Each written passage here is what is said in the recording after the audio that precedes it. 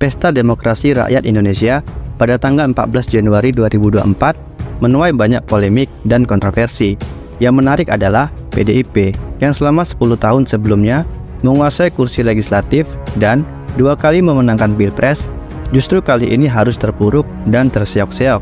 Pasangan Ganjar Mahfud yang diusung oleh PDIP dan partai koalisinya harus menelan kekalahan telak berada di dasar klasemen dan hanya menerima sekitar 17% suara saja. Hal ini berbanding terbalik dengan pasangan Prabowo Gibran yang berada di puncak klasemen dan memperoleh sekitar 57% suara. Serta di posisi kedua, pasangan Anies Muhaimin dengan memperoleh suara sekitar 25% suara saja. Meski ini hanya hasil quick count dan bukan hasil keputusan final resmi dari KPU, nyatanya sejarah Indonesia mencatat bahwa hasil quick count tidak pernah berbeda jauh dari hasil final KPU. Apalagi selisih suara antara Prabowo Gibran dan Anies Muhaimin begitu sangat jauh, yaitu sekitar lebih dari 25%. Ini mengindikasikan bahwa hasil quick count tak pernah berbeda jauh dari hasil final KPU. Lalu mengapa pasangan Ganjar Mahfud tertinggal begitu jauh dari pasangan Prabowo Gibran? Yang pertama adalah Megawati Effect. Opini saya, posisi Ibu Megawati Soekarno Putri sebagai Ketua PDIP justru menurunkan elektabilitas Ganjar Mahfud. Hal itu bukan tanpa sebab. Statement petugas partai yang diberikan pada Ganjar Mahfud tidak mendapatkan tanggapan positif di kalangan masyarakat Indonesia. Pertanyaannya, apakah pernyataan petugas partai yang sering digaungkan oleh Ibu Megawati itu salah? Menurut Samsudin Haris, penggunaan istilah petugas partai cenderung merendahkan. Ada istilah yang standar dalam penyebutan petugas partai sebenarnya, yaitu kader partai. Jadi sangat wajar bila istilah tersebut menimbulkan kontroversi. Lebih lanjut mungkin, banyak persepsi masyarakat menganggap bahwa petugas partai berarti tidak punya pendirian gagasan dan harus nurut semua kemauan ketua partai. Padahal presiden adalah dipilih oleh rakyat dan harus mendahulukan kepentingan rakyat. Belum lagi, Megawati yang belakangan juga sering turun gunung untuk menaikkan elektabilitas Ganjar Mahfud justru sering mendapatkan tanggapan negatif dari kalangan netizen Indonesia. Yang kedua, Jokowi Effect. Sudah bukan rahasia umum lagi peran sentral Jokowi dalam mengembosi elektabilitas Ganjar Mahfud di Pilpres 2024 ini sangat-sangat nyata. Approval rating Jokowi yang sangat tinggi yaitu sekitar 80% membuat para elit politik berebut suara Jokowi, baik Anies maupun Ganjar. Berdasarkan teori kalem suara 2024, menurut Kodari menyebutkan bahwa meski terdapat 3 calon Pilpres 2024, namun sebenarnya mereka bergerak dalam sebuah ruang dan struktur yang dibentuk oleh respon masyarakat terhadap pemerintahan Jokowi. Dalam artian, ada masyarakat yang tidak puas dengan kinerja Jokowi dan ada pula yang suka ataupun puas dengan kinerja Jokowi. Dua segmen inilah yang menjadi medan pertempuran dari ketiga calon yang ada.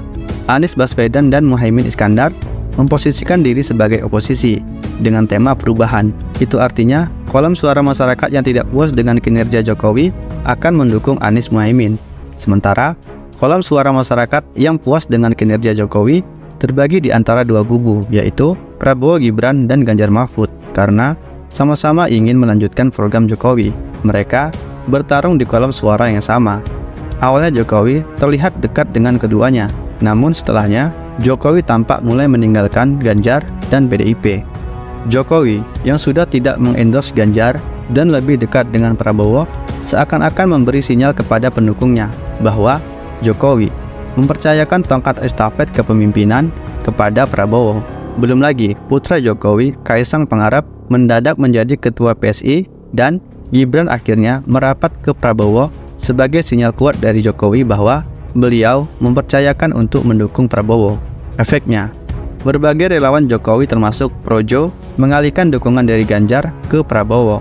Begitu pula PSI mengalihkan dukungannya untuk Prabowo.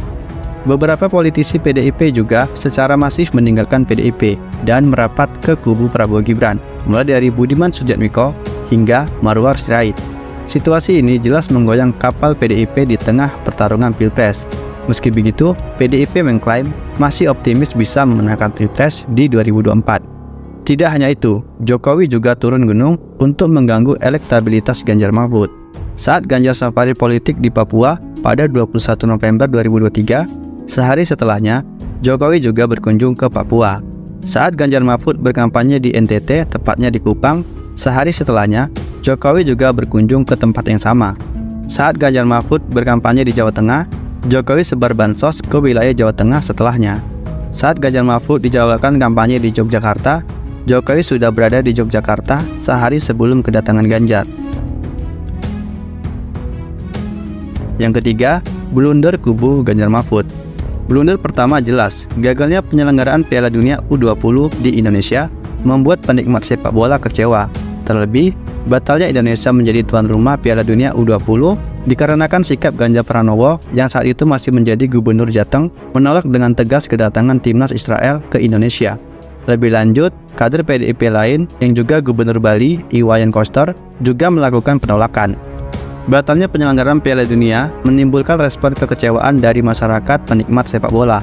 Bahkan Presiden Jokowi juga mengutarakan kekecewaannya tersebut.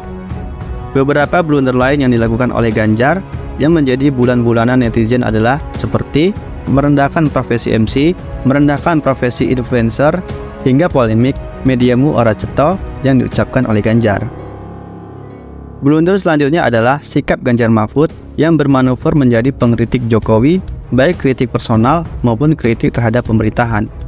Ganjar yang biasanya menunjukkan citra diri kalau dia adalah orang yang bersama Jokowi dan akan melanjutkan program-program Jokowi, secara tiba-tiba menjadi ofensif, aktif mengkritik Jokowi. Mulai dari memberikan nilai 5 dari 10 soal penegakan hukum, hingga masalah dinasti politik. Megawati juga memberikan kritik ke pemerintahan Jokowi bahwa pemerintahan sekarang seperti di era Orde Baru. Munculnya Ahok di permukaan pada menit-menit akhir masa kampanye juga dianggap menurunkan elektabilitas Ganjar Mahfud. Dikarenakan Ahok mengklaim bahwa Jokowi dan Gibran adalah sosok yang tidak bisa bekerja. Manuver hujanan kritik dari PDIP kepada Jokowi ini justru fatal, karena kolom suara mereka adalah masyarakat yang puas dengan kinerja Jokowi. Semakin mereka mengkritik Jokowi, justru semakin menurun pula elektabilitas capres mereka. Menurut Ahmad Khairul Umam, perpindahan masif kader PDIP yang mendukung Prabowo Gibran mengindikasikan kian rontoknya sel-sel kekuatan PDIP sebagai efek domino dari sikap politik PDIP yang telah memilih mengkritik atau berhadapan langsung dengan pemerintahan Jokowi. Seiring dengan penurunan elektabilitas Ganjar Mahfud, justru semakin naik pula elektabilitas Prabowo Gibran. Mengapa hal tersebut terjadi? Kembali lagi kepada teori kolom suara 2024 yang disampaikan oleh Kodari.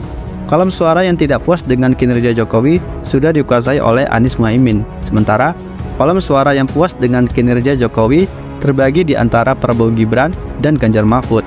Dengan mereka mengkritik Jokowi, sudah dipastikan bahwa pendukung mereka akan berpindah mendukung Prabowo Gibran, karena Ganjar Mahfud tidak lagi merepresentasikan kinerja pemerintahan Jokowi. Ini dinamakan sebagai bejana berhubungan, di mana jika Prabowo Gibran elektabilitasnya naik, maka suara Ganjar Mahfud akan turun. Begitu pula sebaliknya. Anies Muhaimin berada pada posisi yang clear, yaitu menjadi oposisi dan membawa ide perubahan. Prabowo Gibran juga berada pada posisi yang clear, yaitu melanjutkan program Jokowi tanpa neko-neko. Sementara Ganjar Mahfud berada pada posisi yang sulit, ingin melanjutkan atau ingin perubahan. Namun yang jelas, keputusan mereka mengkritik Jokowi menaikkan elektabilitas Prabowo Gibran dan tidak mengurangi elektabilitas Anies Muhaimin, justru menurunkan elektabilitas mereka sendiri. Pak Jokowi itu ngono lho, mentang-mentang. Lah iya, padahal Pak Jokowi kalau nggak ada PDI Perjuangan juga aduh kasihan dah.